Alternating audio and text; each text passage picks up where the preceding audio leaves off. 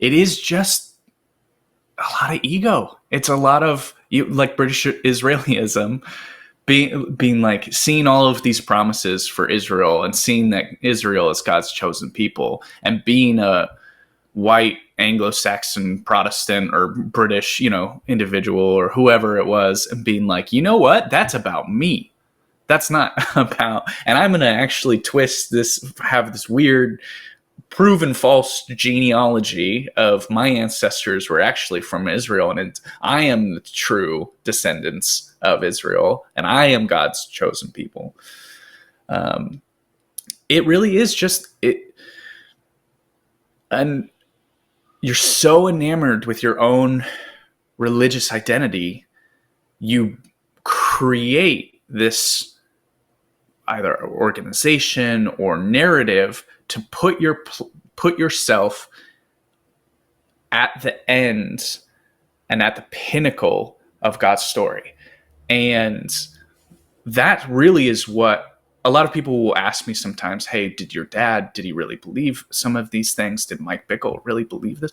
Absolutely, they believed it. In my opinion, did they also have they knew they were speaking falsities at certain points? Yes. True. Like there's always a little bit of telling a little bit of a lie, but primarily I genuinely just think that the whole history of the International House of Prayer was shaped by the ego of a few men, and these men who just could not help but insert themselves into God's story. And there's a story of my dad when he was, this was before I was born, but when he was on this missions trip in Israel and with my mom, and they were working on this farm, and there was this big tree that they were having to uproot for whatever purpose on the farm. And my dad, who's a pretty thick, like strong dude, went, and for like an hour, apparently he was just angry and like trying to rip the tree out. And this is a big tree with its roots spread out. There's no way that he's going to uproot a tree with his own strength. But he later would talk about it, and he was like, I was sure that I was Samson during that time. I mean, he thought that God had given him the strength to rip the tree out. And if people who would interact with my father, he had a lot of that sort of, on one end, it always felt like childlike faith, which was fine. That's good. Like, believe that God is going to use us, and if it's about God. But then it also is just like grandiose delusions of thinking that you can uproot a tree. Is just what a great representation of the world that I grew up in, is these men who just thought that they could uproot trees. And had it just been about leading to the glorification of God or whatever that they would talk about, then maybe it's less dangerous. But it quite clearly was about their own ego and the elevation of their own names. Yeah, absolutely.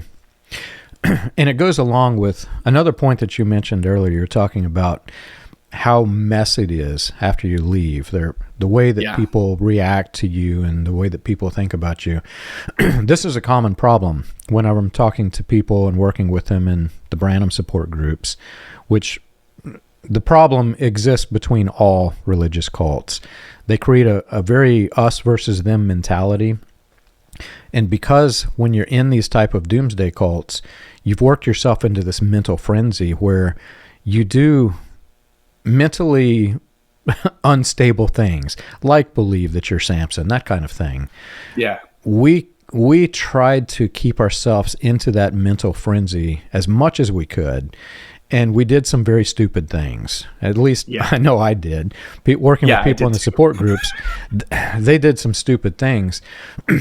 But even worse than that, once they realize it's a cult, it becomes even more messy because you've already got the mentally challenging things that you were trying to achieve in your head. Now all of that's unraveling, And it's a mess, man. There are people who do things that they regret, say things they regret, and people have confided in me things I wish I didn't know about them in many cases. And my response is always, but have you changed? Because we all, myself included, I went through a mess trying to leave the cult, and I'm ashamed I was in it. I'm ashamed of the way in which it all came out whenever I exited. But am I a better person now? That's the way I look now. Have I changed for the better? And I can say certainly for myself at least, it's an everyday battle to continue getting better. But that same battle exists with every person who is in a cult.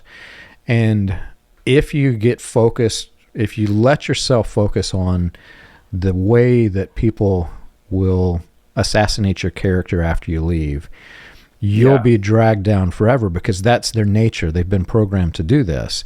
And I look back while I was in it, I did the same exact thing. If somebody left the cult, they went out because they're unbelievers and they're filth. They're not. I'm embarrassed to say what I thought about people who left, but now I understand why they left, and it's really hard. And it's all of it comes back to, we had this apocalyptic focus that we were trying to save ourselves in our head, and it wasn't working. We were doing some very stupid things to try to save ourselves. Yeah. And I totally understand how that leads to, for some individuals, very ascetic thinking, which is definitely what happened with me, is this sort of like, I'm supposed to be working in miracles. These are the things that are supposed to be happening. They aren't. It must be my fault, and I must punish myself for it.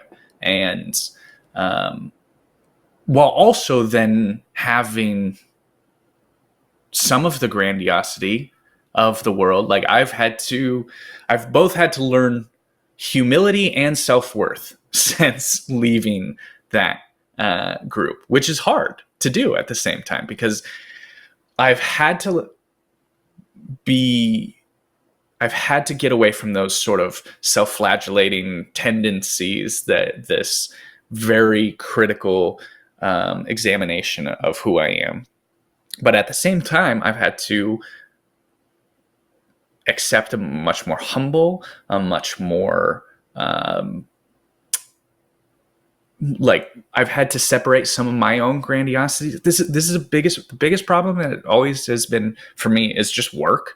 Like, a lot of your life consists of a lot of mundane tasks, and it is very hard for me to accept mundane tasks, because I feel like that I shouldn't be doing this. I should be doing these great things and being a part of these great, like I was supposed to do.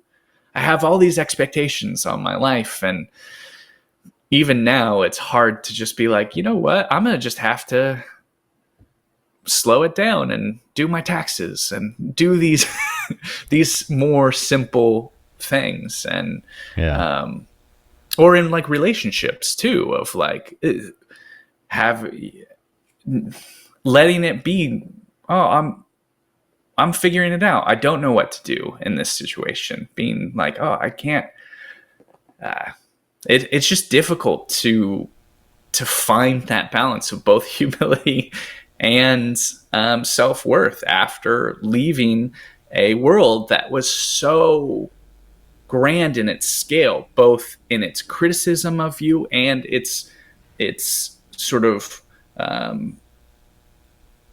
praising of you as an extension of the rest of the group. I mean, it's so extreme.